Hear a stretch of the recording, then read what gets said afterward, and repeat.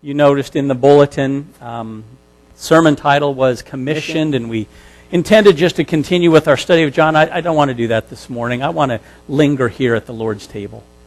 I don't want to do this as an add-on that we rush through at the end. I want to linger at the Lord's table this morning. We'll come back another time and we'll pick up the rest of the story, the Gospel of John, and be thrilled with that. But I want to linger. And that's just the best word for us. We just want to spend some time in thinking about this and enjoying what we have here at the Lord's table. You may wonder, why do we do it the way we do it? Because we don't do it like every other church does this. There's some difference. And we realize that in remembering at the Lord's table this thing that we call communion, that there are a lot of different ways that it's done. And maybe you've been to churches, maybe that's your background from different churches. I realize that as I look at our congregation that we really do come from a lot of different church backgrounds and even some non-church backgrounds. And so we're wondering, well, why do we do it the way we do it? You may have attended a church where they have just one loaf of bread, one big loaf of bread, and they rip a piece off of that, or you rip a piece off of that. I've been to communion services where you take that bread, you dip it in the cup, and you partake of it that way. I've been to services, and when I was in Russia, by the way, many years ago now, when I was in Russia, I happened to be there on the first Sunday of the month, and being a good Baptist church, they had communion, but it looked different than the way we did it. The pastor of the church and the elders of the church very carefully and very meticulously took that piece of bread, that loaf of bread, and they broke it into small pieces. Very carefully broke that into small pieces. And then they distributed that through the whole congregation, being very careful not to drop a crumb. And then they had a cup, and they just had one cup. It was a common cup. It made me really nervous until I realized I was sitting on the corner of the front row, and I was first. So I didn't feel so bad. And it was real wine. And it was a great, memorable event at that church. We don't do it that way. We don't do it like some Baptist churches do. And we used to use those little hard, crispy wafers, those little rectangular wafers. We used to do that. We don't use those anymore. And you may have wondered why. Some of you know this. You've heard this story more than once. Some of you don't know why when we pass the plate, it's more like a cake, a little cut-up piece of cake. You know what? That's on purpose. And that really is just my preference. It's just really my thinking. Because I remember just sitting and taking communion and taking that little wafer and said, man, this doesn't taste very good. It's kind of stale. I'd rather not taste this, but something I have to do. And then it hit me, does that really describe my relationship with Christ? Are those the words that I would use to describe my relationship with Christ? That it's not very tasty, kind of stale, something that I have to do. I'd rather not do it, but it's something that I know that I have to do, and so I'll do it. Does that describe your relationship with Christ? So instead of those little wafers that when we open the box, they get stale real quick. We bake our communion bread, and we've got a great crew of ladies who do this. And each one, I love this, each one puts their own little variation on it. And it's sweet, and it leaves you wanting more. And the great thing about being on the one who's baking it is you get to take the leftovers home and enjoy them because it leaves you wanting more. And I think, isn't that the way our relationship with Christ should be? That just that little taste isn't enough. And oh, how sweet it is to trust Jesus. How sweet it is to have Him in your life. And as the psalm says, oh, taste and see that the Lord is good. Oh, it's good. That's the way we do it, the way we do it. It doesn't look like the way every other church does it. In fact, I would say the way we do it doesn't look like the way the early church did it. That's okay. Because the early church, when they partook of the Lord's Supper, it didn't look like the way Jesus did it at the Last Supper when He instituted this reminder. And the truth about that, when we realize that it's not the form that is important. It's not doing the right thing at the right time. It's not having the right manner of bread and the right size of cup. What really matters is the function of that. What is it that we are declaring? Paul addressed this when he wrote to the Christians at Corinth. There were some good things that were happening in Corinth, and there were some things that were messed up in Corinth.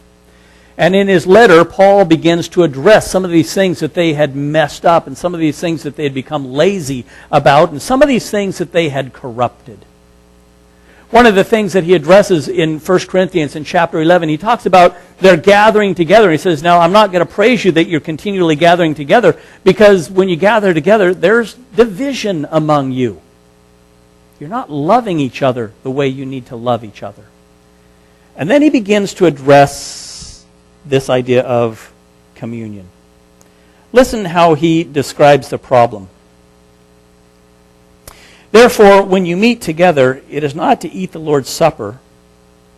For in your eating, each one of you takes his own supper first, and one is hungry and another is drunk.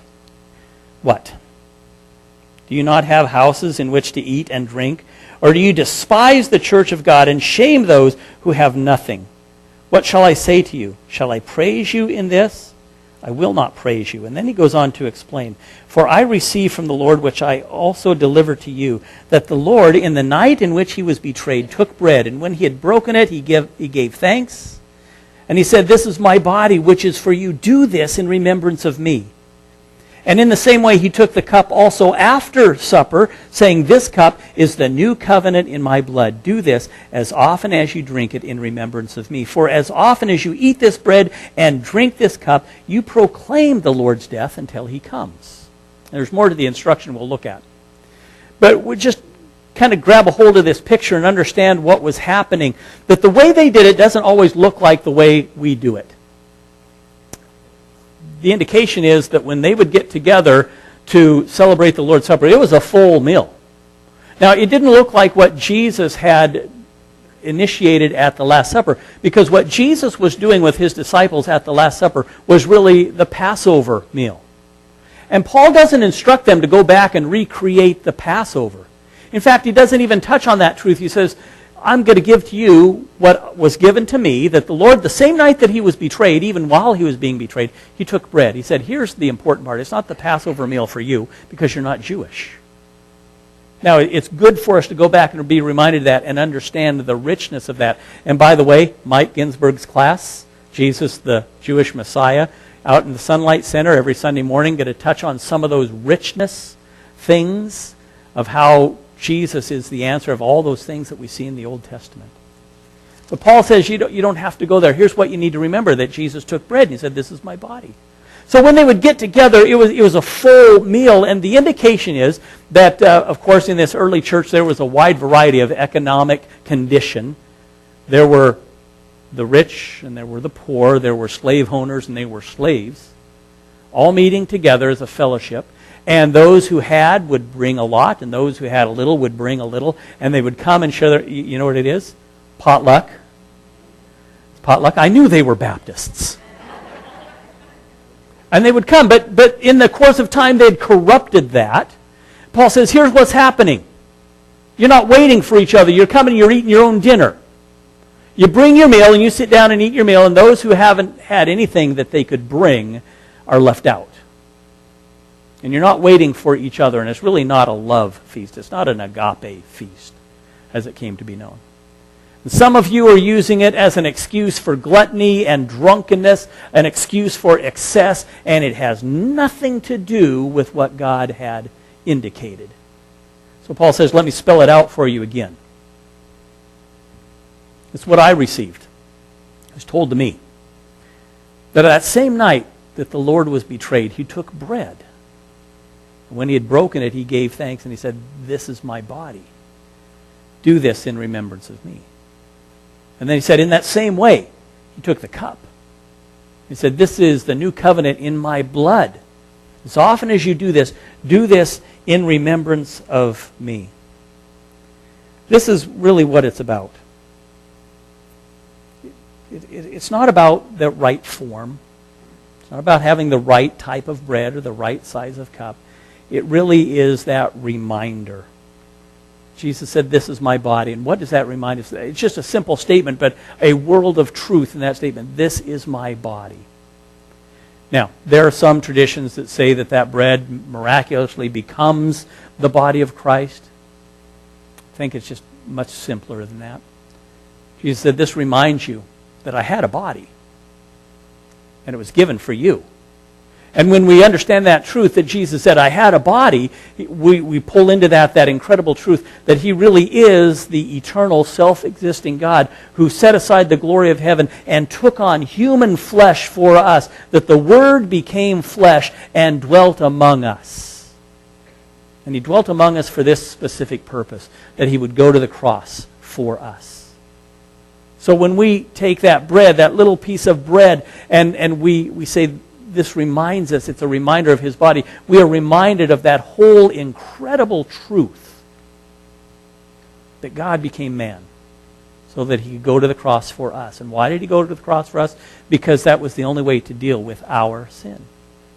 In the same way, he took the cup after supper, saying, and that's significant when you look at that Jewish celebration, but he took the cup and he said, this is the new covenant. This is the new relationship. This is the new operating system in my blood. Now, why is that new? Because before that, we would answer the question, how can a man approach a holy God? It was the system of sacrifice and offering, temporary sacrifice and temporary offering, which would make him qualified to approach a holy God, but only to a certain point. Jesus said, here's the new relationship. Here's the new agreement. Here's the new operating system, and it's in my blood. And in my blood, you have access to the holiness of God, the Holy of Holies. This is how a man may approach a holy God. It's in my blood, and that alone. So when we take that cup, we remember that that's the statement that we are making, and that's what we believe. Now, Paul goes on in his instruction here. He says in verse 27 of 1 Corinthians 11, therefore, whoever eats the bread or the cup, or drinks the cup of the Lord in an unworthy manner shall be guilty of the body and the blood of the Lord. But a man must examine himself, and in so doing, he is to eat the bread and drink the cup. For if he eats and drinks, he eats and drinks judgment to himself, if he does not judge himself rightly. For this reason, many among you are weak and sick, and some of your number sleep. But if we judge ourselves rightly, we would not be judged. Here's the thing about those who are weak, sick, and sleep. Paul's saying this is why there is no life in your fellowship with Christ. This is why your Christian walk is anemic. This is why there is no vitality in your relationship with the Lord. And in fact, and here's, you can disagree with me here, but I think when he says, many of you sleep, he's speaking of death. And I think our loving Heavenly Father will do whatever it takes to bring his children back to a right relationship, even including calling them home. If you just refuse to be obedient and continue to walk in sin and rebellion, God says, that's enough. Just come home. Paul says that's a condition among you. That's why there's no vitality. That's why there's no health. It's because you've forgotten what you're doing here. If you eat and drink in an unworthy manner. So what does it mean for us to eat and drink in a worthy manner? Paul gives the instruction, and it's a very serious instruction, let a man examine himself. And this is what we need to be about, so that we might approach this in a worthy manner. Well, maybe we'll look at it in the negative and then understand how we need to do it in the positive. The unworthy manner would be just to approach this as another tradition. Just another one of those religious things that we have to do, and we do it from time to time, and we go through the motions, and we just don't give any thought to this. That would be to eat and drink in an unworthy manner. That would be to make this something less than it is, to make it trivial. That it's just one more religious exercise, this religious tradition that we've always done, and for some reason we always do it. That would be to do it in an unworthy manner. And in doing that, here's the real problem. We do it in an unworthy manner because we make his death and his blood trivial. So when we take this lightly and we treat it lightly, we treat his death lightly. And that's why Paul says you're guilty of the blood. You're guilty of the body. And I just take that this way to say, if we take this lightly, if we make this a trivial thing, we're really not much better than those who stood by the cross and jeered him and called for his death and his execution. That we treat it as a light thing when we make this a trivial thing. We do this in an unworthy manner when we assume that this makes us right before God. Eating this little piece of bread and drinking that little cup of juice does not make you right before God. This is not a spiritual right that covers you for a season until you can come back next month and get your next little dose. This doesn't make you right.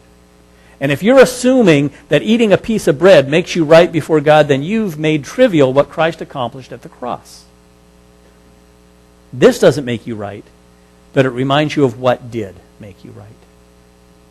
And here's the other thing. We approach this in an unworthy manner when we approach it with the attitude that we are worthy to partake of it. Now let that sink in for a minute. When you approach this to say, yep, my life is in order, I've got everything under control, I am doing everything that I need to do, yep, I'm worthy, I can take communion because I got it all figured out. Well, if that were the requirement, then none of us would ever be able to take communion. But that's the point.